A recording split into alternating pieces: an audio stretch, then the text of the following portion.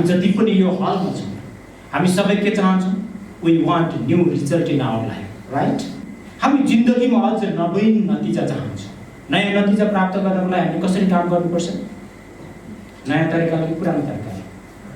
नयाँ तरिकाले। हामीलाई यो पनि थाहा छैन होइन, सेड्युल चेन्ज हुनुपर्छ, हाम्रो नयाँ तरिकाले काम गर्नुपर्छ नयाँ नतिजा प्राप्त गर्नको लागि। यस्तै तरिकाले काम गर्यो भने त नयाँ नतिजा आउँदैन, थाहा छ।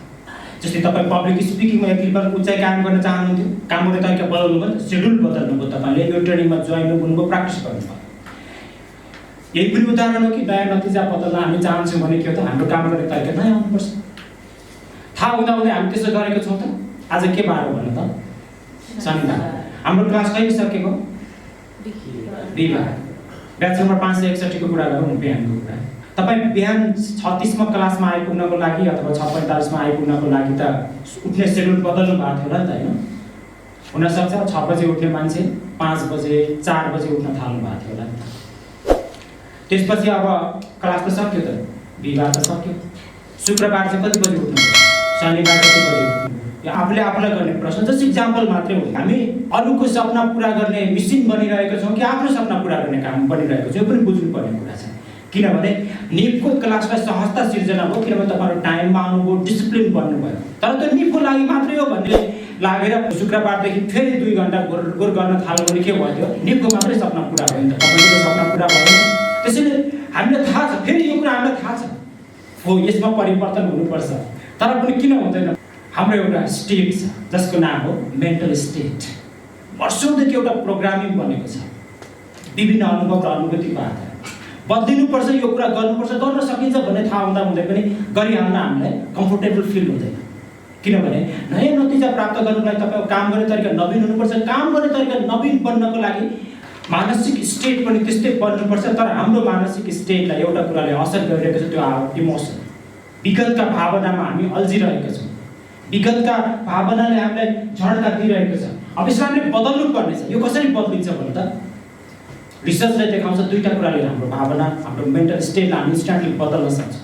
नम्बर 1 हामीले बुझेको हो फिजियोलोजी। हार्वर्ड विश्वविद्यालय, टेक्सास विश्वविद्यालय, एरिजोना विश्वविद्यालयको रिसर्चले के देखाउँछ भने पावरफुल लिडरहरू हेर्दाखेरि पावरफुल मात्रै देखिँदैन।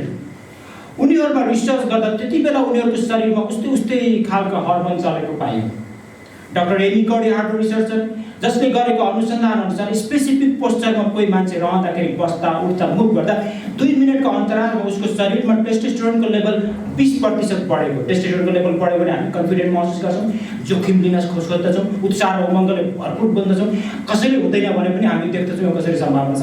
2 मिनेटको अन्तरालमा स्पेसिफिक पोस्चरमा रहँदा टेस्टोस्टेरोनको लेभल 20% बढेको पायो भने कोर्टिसोलको लेभल 25% घटेको पाइयो, जसले स्ट्रेस प्रोड्युस गर्ने हर्मोन घटेको पाइयो। Specific posture, open posture, close posture. हामी अधिकतम समय केमा केन्द्रीकृत छौँ? सम्भावनातिर, असम्भावनातिर, अवसरतिर, वातावरण र चुनौतीतिर हामी केमा केन्द्रीकृत भइरहेको छौँ? यसले हामी उत्साह उमङ्गले काम गर्ने नगर्नेमा फरक पार्दछ। त्यही घटनामा कोही मान्छे अब चाहिँ म इतिहास रच्छु भनेर पुरा इमोसनबाट निस्किन्छ, कोही मान्छे खत्तमै भयो, अब केही हुँदैन, यहाँबाट भागिहाल्नुपर्छ भन्ने सोच्दछ।